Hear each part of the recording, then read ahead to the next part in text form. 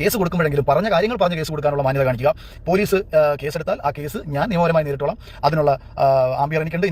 Switch mobile ഓഫൊക്കെ ചെയ്ത് എവിടെയോ സുരക്ഷിതമായ ഒളിവിൽ താമസിക്കുന്ന അറിവാണ് ഇപ്പോൾ ലഭിക്കുന്നത്. പോലീസ് ട്രേസ് ചെയ്തുകൊണ്ടിരിക്കണം. വാട്സ്ആപ്പിൽ ഒരു മെസ്സേജ് ചെയ്യണം, Atul call me back when you are free, this is Akhil Marar. ഞാൻ അഖിൽ മാരാർ ഇത് എവിടെയാണ് സുഹൃത്തുക്കളെ? വേഷന്മാർ ഏതാണ്ട് ഇവിടെ ഒരു ഉണ്ണിയും കടിപ്പിച്ചിട്ട് ആളറിയാൻ പറ്റാത്ത രീതിയിലാണ് നടക്കുകയാണെന്നുള്ളതാണ് ഇന്റലിജൻസ് റിപ്പോർട്ട് വന്നുകൊണ്ടിരിക്കുന്നത്. വെറുതെ പറഞ്ഞു കേട്ടോ.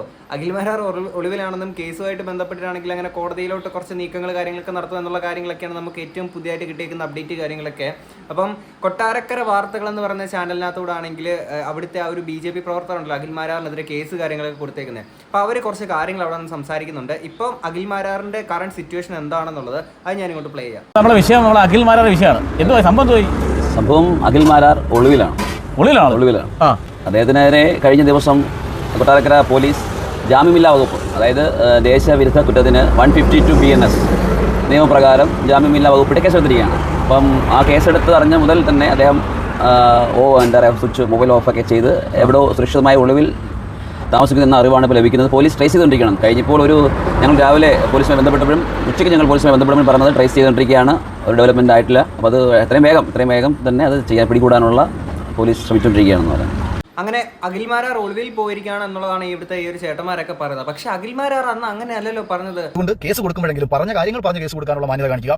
പോലീസ് കേസെടുത്താൽ ആ കേസ് ഞാൻ നിയമപരമായി നേരിട്ടോളാം. അതിനുള്ള ആംബിയർ എനിക്കുണ്ട്. രണ്ടാമത് മറ്റേ ചുമന്ന ഷർട്ടൊക്കെ ഇട്ട് ആ ഒരു ലൈവിൽ വന്നപ്പോഴത്തേക്കിന് പുള്ളി പറഞ്ഞത് നിങ്ങൾ കേസും കാര്യങ്ങളൊക്കെ ആയിട്ട് പോകുക, പക്ഷെ അതൊക്കെ നേരിടാനുള്ള ആംബിയർ എനിക്കുണ്ട് എന്നൊക്കെ പറഞ്ഞേക്കുന്ന ഒരു വ്യക്തിയായിരുന്നു അഖിൽ മാരാർ. ഇപ്പൊ എന്ത് പറ്റി ആംബിയർ ചോർന്നു പോയോ? കാര്യം ഈ ഒരു കേസിന്റെ സീരിയസ്നെസ് എന്താണെന്നുള്ളത് മനസ്സിലായതിനു ശേഷം ആണ് പുള്ളി ഇപ്പം ഒളിവിൽ കാര്യങ്ങളൊക്കെ പോയേക്കുന്നത്. അന്ന് ഭയങ്കര വായ്ത്താളമായിരുന്നു. ഓൾറെഡി ഒന്ന് പറഞ്ഞു ഒരു തെറ്റ് സംഭവിച്ചു, അതിന്റെ മണ്ടയ്ക്ക് കിടന്ന് ഉരുണ്ടുകൊണ്ട് മറ്റൊരു ലൈവ് വന്നു. അവിടെ വന്ന് എന്തായാലും കയ്യിൽ നിന്ന് പാളിപ്പോയി. അപ്പം പിന്നെ ആണെങ്കിൽ ഇനി ആ ഒരു ദേഹത്ത് പറ്റിയ ഒരു ചെളി കഴുകി കളയണമല്ലോ. അപ്പോഴത്തേക്കിന് പുള്ളിയാണെങ്കിൽ എനിക്ക് കേസിന്റെ ഇത് പുറകെ പോകാനുള്ള ആംബിയറും കാര്യങ്ങളൊക്കെ അത് നമ്മൾ നോക്കിക്കൊള്ളാം എന്നൊക്കെ പറഞ്ഞിട്ട് പുള്ളി ഇപ്പം താണ്ട് ഒളിവിൽ പോയിരിക്കുകയാണ് സുഹൃത്തുക്കളെ. എന്തായാലും ബാക്കി കൂടെ കേൾക്കാം. ഇതൊരു ചെറിയ കേസല്ലല്ലോ നമ്മളിത് പറയുന്നത്. ഇതൊരു രാജ്യവിരുദ്ധ കുറ്റം. നമ്മളിതിനൊന്നും ഒരിക്കലും ഈ പറയുന്ന പോലെ സിമ്പിളായി കാണാൻ സാധിക്കില്ല. ഇത് വളരെ ഗുരുതരമായ രാജ്യവിരുദ്ധ പരാമർശം എന്ന് പറയുമ്പോൾ രാജ്യത്തിൻ്റെ ശത്രു പാകിസ്ഥാനേക്കാൾ സ്വന്തം മണ്ണിൽ നിന്നുകൊണ്ട് രാജ്യത്തെ തള്ളി പറഞ്ഞാൽ പാകിസ്ഥാനേക്കാളും വലിയ കള്ളനായിട്ട് പാകിസ്ഥാൻ ശത്രുവാണെന്ന് പറയാം. അതിലും വലിയ ഒരു വിരുദ്ധനാണ് സ്വന്തം മണ്ണിൽ നിന്നുകൊണ്ട് ഇത്തരത്തിലുള്ള രാജ്യവിരുദ്ധ പ്രസ്താവനകൾ പറയുന്നത്. അങ്ങനെയുള്ള ഒരാളെ ഒരിക്കലും നമുക്ക് ഉൾക്കൊള്ളാനോ അംഗീകരിക്കാനോ സാധിക്കില്ല. അദ്ദേഹം വളരെ നല്ല കാര്യം തന്നെ. കാര്യം നമുക്ക് ഒരിക്കലും നമ്മുടെ രാജ്യത്തകത്ത് നിന്നിട്ട് ഇത്തരം രാജ്യവിരുദ്ധതാപരമായിട്ടുള്ള ഒരു സ്റ്റേറ്റ്മെന്റ് പറഞ്ഞതിന് നമുക്ക് അംഗീകരിക്കാൻ പറ്റില്ല. ആൻഡ് സ്റ്റിൽ ഇപ്പോഴും മറ്റേ ബലൂജികൾക്കാണെങ്കിൽ ഇന്ത്യ ഫണ്ട് ചെയ്യുന്നു അല്ലെങ്കിൽ ആയുധങ്ങൾ കൊടുക്കുന്നൊക്കെ പറയുന്ന കാര്യങ്ങളൊക്കെ വിശ്വസിച്ചെടുക്കുന്ന കുറേ ആൾക്കാരുണ്ട്. ഞാൻ കഴിഞ്ഞ വീഡിയോ അപ്പോൾ അതിൻ്റെ താഴെ വന്ന് പറയുന്നുണ്ട്, എടാ നീ എന്താ എന്നിട്ടാണ് പറയുന്നത്, അഖിൽ മാരാർ പറഞ്ഞത് സത്യമാണെന്ന്. ഇപ്പം അഖിൽ മാരാർ പറയുന്നതിനോട് അനുകൂലിക്കുന്ന ആൾക്കാർ ഒരു കാര്യം മനസ്സിലാക്കുക, നിങ്ങളും ചെയ്യുന്നത് രാജ്യവിരുദ്ധതയാണെന്നുള്ളതൊന്ന് ആലോചിക്കുക. ഓക്കെ. പിന്നെ ഈ ഒരു ചേട്ടൻ ഇപ്പം അഖിൽ മാരാർ ഇങ്ങനെ ഒരു കാര്യം പറഞ്ഞതിനെതിരെ ഇങ്ങനെ പ്രതികരിച്ച കാര്യങ്ങളൊക്കെ വന്നല്ലോ. അപ്പം ചേട്ടന്മാരെ നിങ്ങളിപ്പോൾ BJPയുടെ ആൾക്കാരല്ലേ, കഴിഞ്ഞ വീഡിയോക്ക് ഞാൻ പറഞ്ഞിട്ടുണ്ടായിരുന്നു. അതായത് ഓപ്പറേഷൻ സിന്ദൂറിനെ നറേറ്റ് ചെയ്തേക്കുന്ന ആ ഒരു ലേഡിക്കെതിരെ ആണെങ്കിൽ ഒരു ഭീകരവാദിയാണ് അല്ലെങ്കിൽ ഭീകരന്മാരുടെ ആണെങ്കിൽ സഹോദരിയാണെന്നൊക്കെ പറഞ്ഞുകൊണ്ട് ആ ഒരു മന്ത്രി BJPയുടെ മന്ത്രി സംസാരിച്ച ആ കാര്യത്തിനെതിരെയൊക്കെ നിങ്ങൾ പ്രതികരിക്കണം. അതിനെതിരെ നിങ്ങൾ സംസാരിക്കണം. കാര്യം അവിടെ രാഷ്ട്രീയം മറന്നിട്ട് ആ രാജ്യസ്നേഹമാണ് നിങ്ങൾ കാണിക്കേണ്ടത് എന്നൂടെ ഞാനൊന്ന് ഓർമ്മിപ്പിക്കുകയാണേ. തന്നെ ആയിരിക്കാം അദ്ദേഹം ബിഗ് ബോസിലൂടെ വിന്നറായി. അത് ചിലപ്പോൾ ആ കഴിവുകളൊക്കെ ഉണ്ടാവാം. പക്ഷേ ഒരു പൊതുപ്രവർത്തകനായിരുന്നു അദ്ദേഹം മുൻകാലങ്ങളിൽ. അപ്പോൾ ആ തരത്തിൽ ഒരു പൊതുപ്രവർത്തകൻ ഇത്തരത്തിലുള്ള പ്രസ്താവനകളൊക്കെ പറയുമ്പം എന്തിനു വേണ്ടി? ഒരു ചീപ്പ് പബ്ലിസിറ്റിക്ക് വേണ്ടി. അദ്ദേഹം നിരവധി വീഡിയോകളൊക്കെ ചെയ്യും, നമ്മൾ കാണുന്നുണ്ട്. പക്ഷേ അപ്പോഴും തോന്നിയിട്ടുണ്ട് ഇത് ഇത്ര ഓവറാണെന്ന് തോന്നിയിട്ടുണ്ട്. പിന്നെയും ഒരു സെലിബ്രിറ്റി അല്ലേ, എന്തെങ്കിലും കാണിച്ചോട്ടെ എന്നുള്ള രീതിയിൽ നമ്മൾ അതിനൊക്കെ ആ രീതിയിൽ കണ്ടിട്ടുള്ളൂ. അതൊക്കെ വ്യക്തിപരമായ കാര്യം, നമ്മൾ ഇടപെടേണ്ട കാര്യങ്ങളല്ല. സെലിബ്രിറ്റി അല്ലേ എന്നും പറഞ്ഞുകൊണ്ട് എന്ത് തോന്നിയാസവും പറയാന്നുള്ളതല്ലേ. ഇപ്പം എത്ര വലിയ സെലിബ്രിറ്റി ആണെങ്കിലും എത്ര വലിയ ആളാണെന്ന് പറഞ്ഞാലും രാജ്യവിരുദ്ധതാപരമായിട്ടുള്ള ഒരു കാര്യം പറയുന്നത് ആരാണെങ്കിലും നമുക്ക് വെച്ച് പൊറിപ്പിക്കാൻ പറ്റില്ല. ആൻഡ് ഇദ്ദേഹം പറയുന്ന പ്രകാരം പുള്ളി ഒരു സെലിബ്രിറ്റി ആണെന്ന്, ആ ഒരു കലാകാരനാണെന്നുള്ള ഒരു വാല്യൂസ് ഒക്കെ അവർക്ക് കൊടുത്തിട്ടുണ്ട് എന്നുള്ളതൊക്കെയാണ് ഇവർ മീഡിയാസിന്റെ മുന്നിൽ പറയുന്നത്. അപ്പോൾ അത് പ്രകാരം അങ്ങനെയൊക്കെ കൊടുത്തിട്ടും പുള്ളി അങ്ങനെ ഒരു കാര്യം പറഞ്ഞതിനെ അവർക്കെന്നല്ല നമുക്കെന്നല്ല ആർക്കും യോജിക്കാൻ പറ്റില്ല. പക്ഷേ ഈ ഒരു കാര്യം ശ്രദ്ധയിൽപ്പെട്ടപ്പോൾ ഈ ഒരു അദ്ദേഹത്തിന്റെ ലൈവ് ഞങ്ങൾ സെയിം അന്ന് ഈ ഒരു ടീമാണ്, ഞങ്ങൾ 3 പേരാണ് പാർട്ടി ഓഫ് ഇരിക്കുക. ഞങ്ങളുടെ വർക്കുകൾ ഞങ്ങളുടെ സംഘടനാ കാര്യമായിട്ട് ഞങ്ങൾ ചെയ്തുകൊണ്ടിരിക്കുമ്പോഴാണ് ഇതേ പറയുന്നത് നമ്മൾ ഈ ഒരു ഇത് ശ്രദ്ധിക്കപ്പെടുന്നു. അപ്പോൾ തന്നെ ഞങ്ങൾ ഈ ഒരു വീഡിയോ ഞങ്ങൾ കണ്ടു വീണ്ടും 2 തവണ കണ്ടപ്പോഴാണ് ഈ ഒരു ബലൂചിസ്ഥാൻ്റെ വിഷയം, അതാണ് പ്രധാനമായിട്ട് നമുക്ക് തോന്നുന്നത് രാജ്യവിരുദ്ധ പരാമർശമാണ്. അപ്പോൾ തന്നെ ഞങ്ങൾ നമ്മുടെ ജനറൽ സെക്രട്ടറിമാരാണ് പ്രസാദ് പള്ളിക്കൽ, B സുജിത്ത്, ഞങ്ങൾ 3 പേരുടെ ആലോചിച്ചു. അടിയന്തരമായി പരാതി കൊടുക്കണം, ഒറ്റക്കെട്ടായിട്ട് തീരുമാനിക്കുമായിരുന്നു. തീരുമാനിച്ച ശേഷം നമ്മുടെ ജില്ലാ പ്രസിഡന്റ് ശ്രീമതി രാജീവ് പ്രസാദിൻ്റെ അനുമതി വാങ്ങിച്ച ശേഷം ഞങ്ങളിങ്ങനെ തയ്യാറാക്കിയിട്ടുണ്ട്. ഞങ്ങൾ കൊടുക്കട്ടെ, ധൈര്യമായി കൊടുത്തോളൂ എന്ന് ജില്ലാ പ്രസിഡന്റ് രാജപ്രസാദിൻ്റെ അനുമതിയോടുകൂടിയാണ് ഞങ്ങൾ ഈ പരാതി ഞങ്ങൾ കൊടുക്കുന്നത്. അപ്പോൾ ആദ്യം ഞാൻ തെളിവുകളൊക്കെ മൊഴിയൊക്കെ എടുത്തു. ശേഷം രാജ്യവിരുദ്ധ കുറ്റത്തിന് 152 BNS നിയമപ്രകാരം കേസെടുത്തിട്ടുള്ളതാണ്. എന്തിനിങ്ങനെ വേണ്ടി എന്ത് കാര്യത്തിലാണ് ഈ BNS 152 ജീവപര്യന്തം വരെ ശിക്ഷ കിട്ടാനുള്ള സാധ്യതയുള്ളൊരു കേസ് കാര്യങ്ങളൊക്കെയാണ്. അപ്പോൾ അത്രയും വലിയൊരു സീരിയസ് സീനിലൂടെയൊക്കെയാണ് ഇപ്പോൾ അഖിൽമാരാർ കടന്നു പോയിക്കൊണ്ടിരിക്കുന്നത്. കുറഞ്ഞ ഒരു പബ്ലിസിറ്റി അദ്ദേഹം ആഗ്രഹിക്കുന്നുണ്ടെങ്കിൽ അത് വേറെ എന്തൊക്കെ വഴികളുണ്ട്? സ്വന്തം രാജ്യത്തെ തള്ളിപ്പറഞ്ഞുകൊണ്ട് അദ്ദേഹം കണ്ട മാതിരിയെ പറയാം. അദ്ദേഹത്തിൻ്റെ കയ്യിൽ ക്ലിയർ എവിഡൻസ് അദ്ദേഹത്തിൻ്റെ കയ്യിൽ ഉണ്ടെന്ന രീതിയിൽ അദ്ദേഹം ആധികാരികമായിട്ടാണ് പറയുന്നത്. സംശയം പോലും അല്ല പറയുന്നത്. ബലൂചിസ്ഥാനുകൾ ഫണ്ട് കൊടുത്തു, ബലൂചിസ്ഥാനുകൾക്ക് ആയുധം കൊടുത്തു, അവന്മാരെടുത്ത് ഇവനെ ചുരുട്ടും. എന്ത് വൃത്തികെട്ട രീതിയിൽ! ഇതിനൊക്കെ ആരാണ് അഖിൽമാരാർക്ക് ധൈര്യം കൊടുക്കുന്നത്? അത് പുള്ളി പറഞ്ഞ കറക്റ്റ് കാര്യമാണ് കേട്ടോ. കാര്യം കണ്ണിന്റെ കണ്ണിൽ കണ്ടു എന്നുള്ള രീതിയിലായിരുന്നു പുള്ളി എന്ന് പറഞ്ഞ കാര്യം. ബലൂജികൾക്കാണെങ്കിൽ ഇന്ത്യ അങ്ങനെ ചെയ്യാണ്, ഇങ്ങനെയാണ്, സപ്പോർട്ട് ചെയ്യാണെന്നുള്ള രീതിയിലൊക്കെ പുള്ളി പറഞ്ഞത്. പുള്ളി ഭയങ്കരമാണെങ്കിൽ സംസാരിച്ചങ്ങ് കയറിപ്പോയതാണ്. പക്ഷേ കയ്യിൽ നിന്ന് മൊത്തത്തിൽ അങ്ങ് പാളിപ്പോയടെ.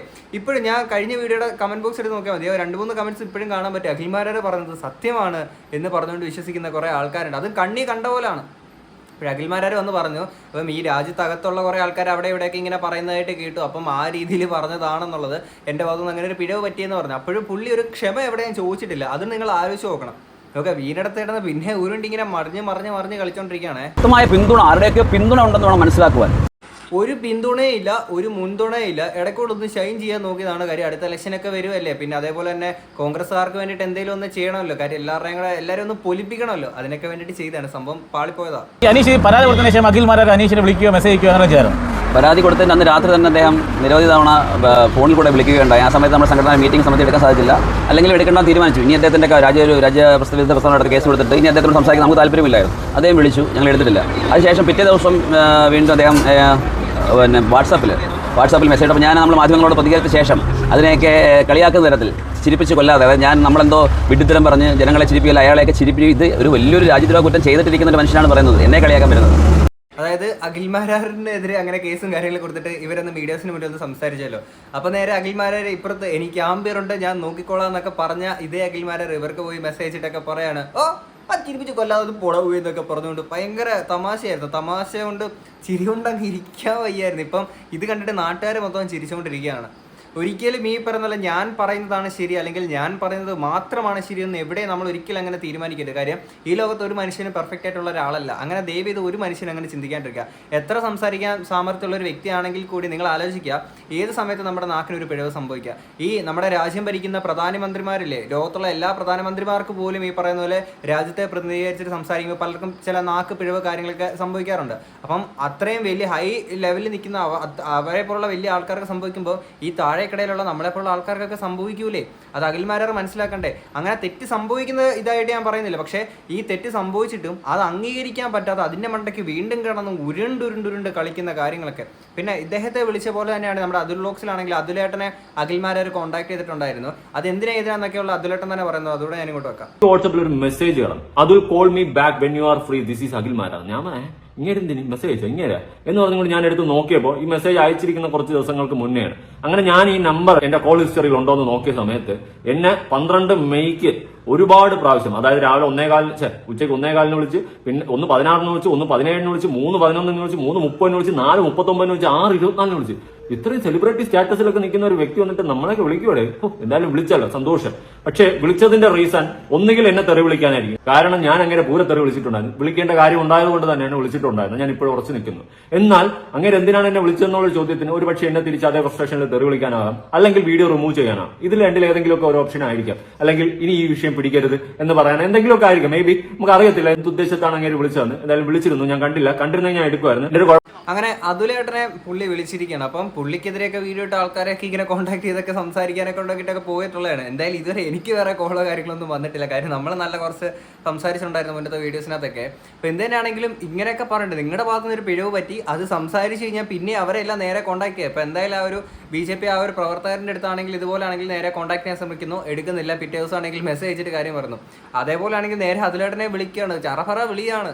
എടേ, നിങ്ങൾക്ക് അത്രയും ആംബിയറൊക്കെ ഉള്ള, അത്രയും ഗഡ്സ് ഒക്കെ ഉള്ള, അല്ലെ പറഞ്ഞത് ശരിയാണെന്ന് തന്നെ അന്ധമായിട്ട് വിശ്വസിക്കുന്ന ഒരു വ്യക്തി ബാക്കിയുള്ളവർ നിങ്ങളെ പറ്റി സംസാരിക്കുമ്പോൾ അല്ലെങ്കിൽ നിങ്ങളുടെ തെറ്റ് ചൂണ്ടിക്കാണിക്കുമ്പോൾ അതിനകത്ത് കയറി ഇടപെടേണ്ട ആവശ്യമില്ലല്ലോ. കാര്യം നിങ്ങൾ ഫുൾ ശരിയായിട്ടുള്ളൊരു വ്യക്തിയല്ല. അപ്പോൾ പിന്നെ അങ്ങനെ ഇടപെടേണ്ട കാര്യമില്ലല്ലോ. നിങ്ങൾ ഏതെങ്കിലും ഒളിത്താവത്തിൽ ഇരുന്നിട്ടായിരിക്കും മേ ബി എൻ്റെ ഈ ഒരു വീഡിയോ കാണുന്നുണ്ടോ, കാണുമെന്നുപോലും നമുക്കറിയത്തില്ല.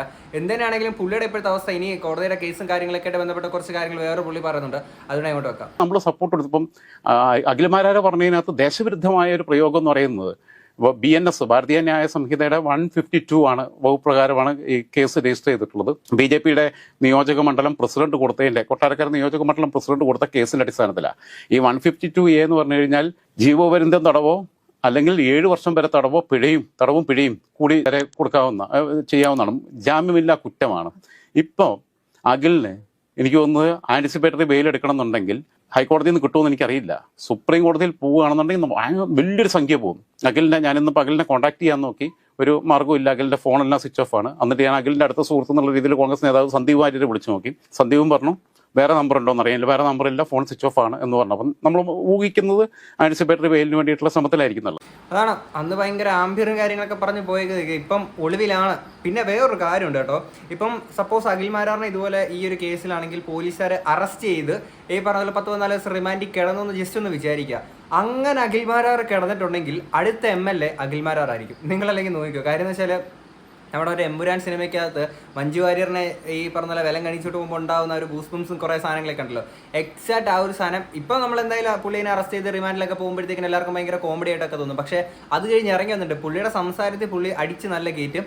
ആ സാധനത്തിനെ എങ്ങനെ വോട്ടാക്കി മാറ്റണം എന്നുള്ളത് പുള്ളിക്ക് വളരെ നന്നായിട്ട് അറിയാം. മേ ബി പുള്ളിക്ക് ഇനി ഇലക്ഷന് നിൽക്കാൻ വേണ്ടിയാണോ എന്താണെന്നുള്ളത് അറിയത്തില്ല. എന്തിനാണെങ്കിലും പുള്ളി അങ്ങനെ ജയിലിൽ കിടന്നു കഴിഞ്ഞാൽ അടുത്ത MLA എന്തായാലും അഖിൽമാരാറായിരിക്കും. അത് നിങ്ങൾ ഷുവർ ഷോട്ടായിട്ട് നിങ്ങൾ ഉറപ്പിച്ച് വെച്ചോ. കാര്യം നമ്മുടെ നാട്ടിലെ രാഷ്ട്രീയം എന്നൊക്കെ പറയുന്ന ആ രീതിയിൽ തന്നെയാണ്. എന്ത് തന്നെയാണെങ്കിലും ഇതുപോലുള്ള ആൾക്കാർ വന്ന് സംസാരിക്കുമ്പോൾ ഞാൻ ഉൾപ്പെടെയുള്ള എനിക്കും ബാധകമാണ്, എല്ലാവർക്കും ബാധകമാണ്. ഈ കമൻറ്റ് ബോക്സിൽ പറയുന്ന ആൾക്കാരില്ലേ, നിങ്ങൾക്കും ബാധകമാണ്. നമ്മൾ പറയുന്ന കാര്യങ്ങൾ നമുക്ക് എന്തിനെ വിമർശിക്കാം, എന്തിനോട് നമുക്ക് ചൂണ്ടിക്കാണിക്കാം. കാര്യം എന്താണ്, നമ്മുടെ രാജ്യം ഒരു ജനാധിപത്യ രാജ്യമാണ്. പക്ഷേ നമ്മുടെ രാജ്യത്തിന് വിരുദ്ധതാപരമായിട്ടുള്ള രീതിയിലുള്ള കുറേ കാര്യങ്ങൾ ഒരിക്കലും ചെയ്യാണ്ടിരിക്കുക. ഇപ്പോഴും അഖിൽമാരാറിനെ സപ്പോർട്ട് ചെയ്ത് പറയുന്ന കുറേ ആൾക്കാർ ഒരു കാര്യം മനസ്സിലാക്കുക, പാകിസ്ഥാനികൾ കണ്ടിന്യൂസ്ലി പറയുന്നൊരു സാധനമാണ് ബലൂജികളെ നമ്മളാണെങ്കിൽ ഫണ്ട് ചെയ്യുന്നു, സപ്പോർട്ട് ചെയ്യുന്നുള്ള കാര്യങ്ങളൊക്കെ. ഇതുവരെ നമ്മൾ ഒഫീഷ്യലി അങ്ങനെ എവിടെയും നമ്മുടെ ഗവൺമെൻറ് ഒഫീഷ്യൽസ് പറഞ്ഞിട്ടില്ല. അങ്ങനെ പറയാത്തിടത്തോളം കാലം പാകിസ്ഥാനികൾ എന്താണ് നമ്മളെക്കുറിച്ച് ആരോപണം ഉന്നയിക്കുന്നത്, ആ സെയിം സാധനം തന്നെയാണ് നമ്മൾ രാജ്യത്തകത്ത് നിന്നുകൊണ്ട് നമ്മുടെ രാജ്യത്തെക്കുറിച്ച് നമ്മൾ പറയുന്നത്. അപ്പോൾ അഖിൽമാരാറിൻ്റെ സ്റ്റേറ്റ്മെൻറ്റിനെ സപ്പോർട്ട് ചെയ്യുന്ന ആൾക്കാർ അത്തരം കാര്യങ്ങളൊന്നും ആലോചിക്കുക. നിങ്ങൾ ചെയ്യുന്നതും നമ്മുടെ രാജ്യത്തിനകത്ത് ഇരുന്നുകൊണ്ട് തന്നെ നമ്മുടെ രാജ്യത്തിനെതിരെ സംസാരിക്കുകയാണ്. ദയവ് ചെയ്ത് അങ്ങനത്തെ കാര്യങ്ങൾ നിങ്ങൾ ചെയ്യാണ്ടിരിക്കുക. എന്തിനാണെങ്കിലും ഒരു വർഷത്തെ പറ്റിയിട്ട് നിങ്ങൾക്ക് എന്താ തോന്നുന്നത് എന്നുള്ളത് തീർച്ചയായിട്ടും കമൻറ്റ് ബോക്സിൽ പറയാം. നമുക്ക് അടുത്തൊരു വീഡിയോ കാണാം. അപ്പോൾ ശരി, ബൈ.